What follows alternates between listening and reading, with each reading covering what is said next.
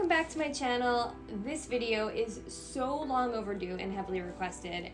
The reason it took me a minute to get this video out to you guys is that I really wanted to test some of these theories out and see what worked, what didn't, if anything made a difference. And let me tell you, a lot of things made a difference. So this is my Breastfeeding 101, how I produce 9 to 15 ounces of milk every time I pump, and really just tips on how to up your supply and make breastfeeding a really amazing thing if that is your choice and that's what you want to do. So if you're a new mom, congratulations. If you are in it and it's in the beginning, hopefully this is within the first 6 weeks of breastfeeding. Hopefully these tips can help. They really help me.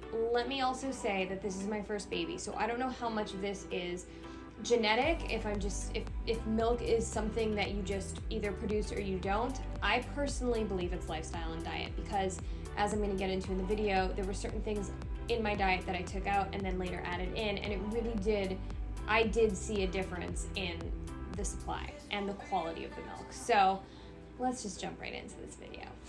Number one, the first thing you want to do is get yourself a pump. Now, a lot of people say, don't pump right away. I don't know what that is. I didn't even know any different. I pumped starting in the hospital. I had a lactation consultant come, teach me about the latch, teach me about the pumping.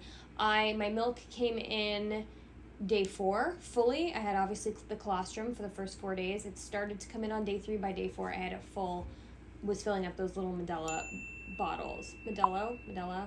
You want to make sure that you are either pumping or feeding every 2 hours. Really get your body into producing milk. You can always cut it back later if you're overproducing, but I don't personally believe that there is such a thing as overproducing, because my intention was to fill up a deep freezer so that I could stop breastfeeding and still have her on breast milk for much longer.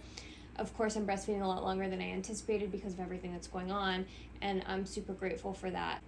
Pump. That's number 1. Number 2, diet. Obviously, this is the most important thing. What you eat, your baby eats. What you eat is going to determine how much milk you have. I should say what you eat and drink, but we'll get to that in a minute. So, the number 1 thing that I have learned that contributes to a really great milk supply are oats. So when I first started breastfeeding, when I first had the baby actually, I was doing this delivery diet called Mother Bees, and oats are a huge part of this menu. Granted, it's geared towards new moms, so there's obviously a reason for that, but I would have oatmeal in the morning. I would have these oat ginger drinks that were great. To this day, I put oat milk in my coffee. Sorry, I'm not drinking coffee, in my tea, and just eat a ton of oats. If you don't like oatmeal, throw it in your smoothie.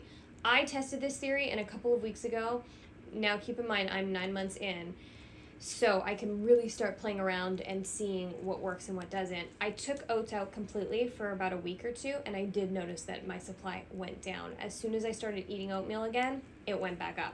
So start eating oats the second you start. Now, if you're pregnant, start eating oats so that you're just used to it. Eat oatmeal and oat milk, all the oats. Just eat the oats. Number 2, high fat.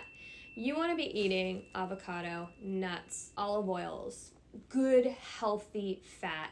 I think the quality of my milk is so thick because of what I'm eating. I didn't even realize when I first had the baby that I was drinking these smoothies with avocado and nuts and yogurt. I don't really do dairy so much now, but I was just eating a ton of high fat, and I think that is super important.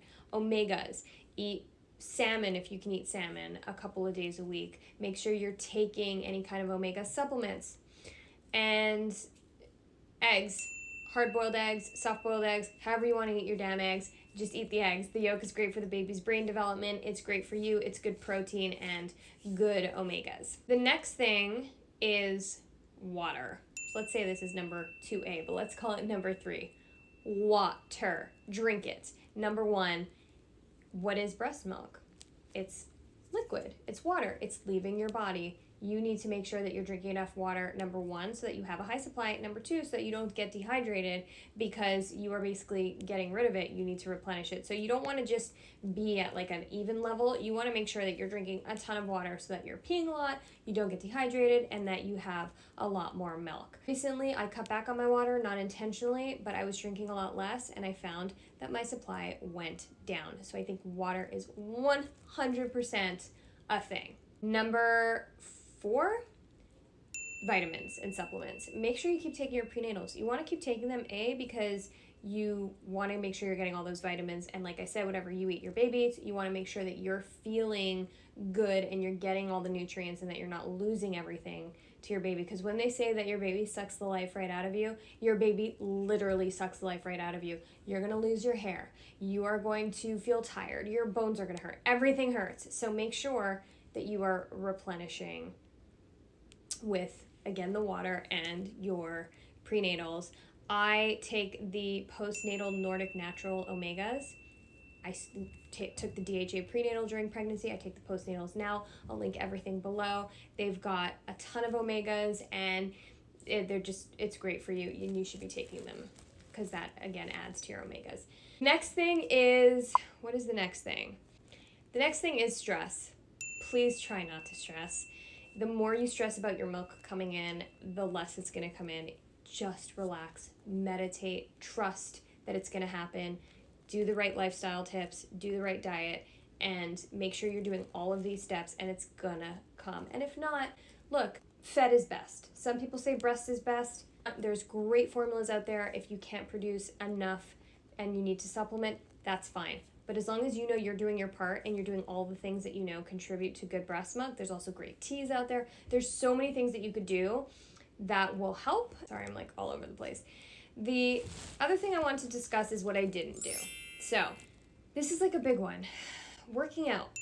I gained 60 pounds in my pregnancy. I was very into health and fitness before I got pregnant. I had a journey to get pregnant, and I cut back on my workouts a little bit in order to get pregnant, and I could not work out during my pregnancy at all. This is what I learned. I was really anxious, of course, like that I wouldn't lose the weight, and I have to be honest with you, breastfeeding, the weight just shreds off of you. I lost 50 of the 60 pounds in 4 months just from breastfeeding, eating well, and walking. 0 working out. Did I have a 6-pack again? No. Do I have a 6-pack to this day? It's going to take time, and I still have those 5 pounds to go, which I'm about to start a weight loss journey with you guys on my Instagram. But I don't care. You become a mom, and you're just like, you created this miracle. Like, don't be in such a rush unless you have to get back to work, which I was supposed to have to get back to work, and then everything happened, so I've been home. Don't worry so much. Your body, you will get your body back. But to me, what was more important was making sure that I had enough milk to feed my baby and that the quality of that milk was good. And I do find that women who do high intense training post-pregnancy, it does affect their milk supply. And I've heard it from a lot of people, and I tested it recently myself. I started to work out a little heavier, and my milk not only cut back a little bit, but the quality of it changed. It got a lot thinner. So if you are working out, try and not go too hard. Lightweight is great, cardio is great, but just like not running 5 miles. And if you are going to be working out, make sure that you're drinking a ton of water and eating enough calories to supplement that so that it doesn't affect your supply. The other thing is I stopped drinking caffeine when I was pregnant. I am European. I was drinking coffee since I was 12 years old. The fact that I still haven't put caffeine back into my diet might be why my brain is functioning the way it is, and I'm so all over the place and forgetful, but I still have yet to drink caffeine, and I don't know if that affects supply.